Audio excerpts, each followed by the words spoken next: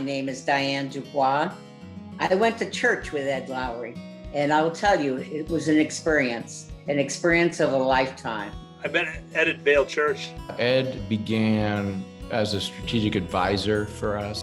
I was Ed's wife for just over 50 years. I'm Beth Mills. I'm Ed's youngest daughter. I like to say his favorite.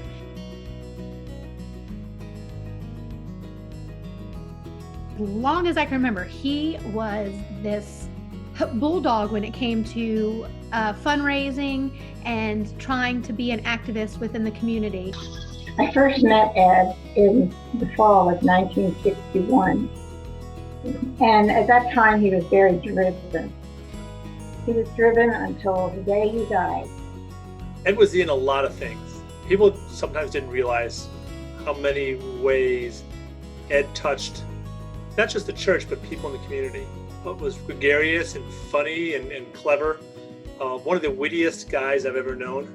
He was just an amazing communicator, but the thing that was most impressive to me was he had strong convictions, but he didn't let his own beliefs get in the way of helping others.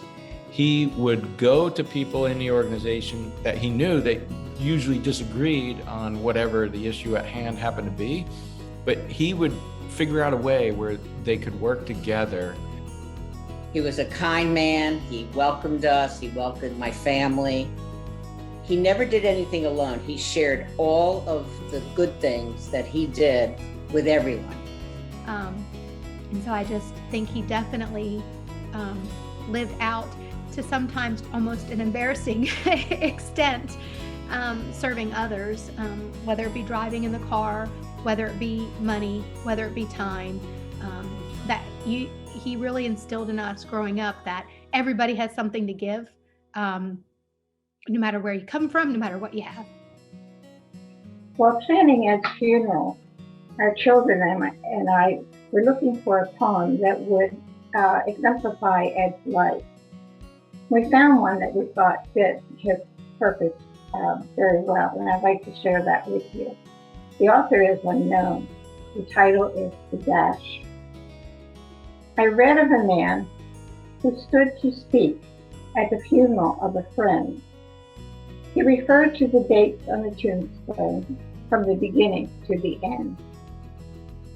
He noted that first came the date of birth and spoke the following date with tears. But he said what mattered most of all was the dash between those years. For that dash represents all the time they spent alive on earth. And now only those who loved them knew what that little line is worth. For it matters not how much we own, the cars, the house, the cash.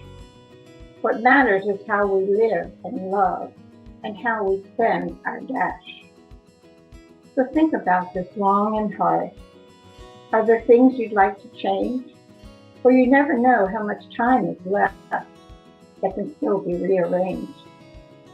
If we could just slow down enough to consider what's true and real, and always try to understand the way other people feel, and be less quick to anger and show appreciation more, and love the people in our lives like we've never loved before. If we treat each other with respect and more often wear a smile, remembering the special dash might only last a little while. So when your eulogy is being read, with your life actions to rehash, would you be proud of the things they will say about how you spent your dash? Boats leave a wake.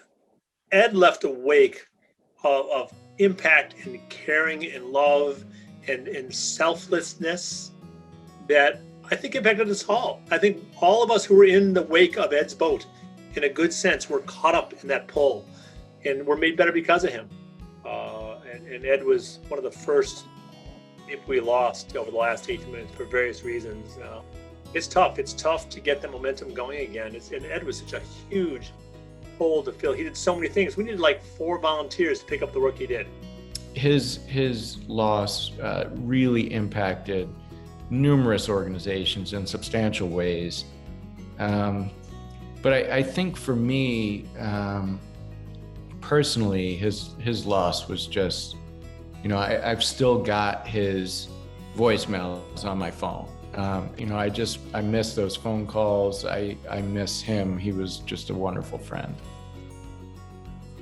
I just love the man. And like I said, I learned a lot from him. And I really appreciate doing this. And I'm so glad that Ed has this award. I'm real excited about this award and his memory kind of living on through this.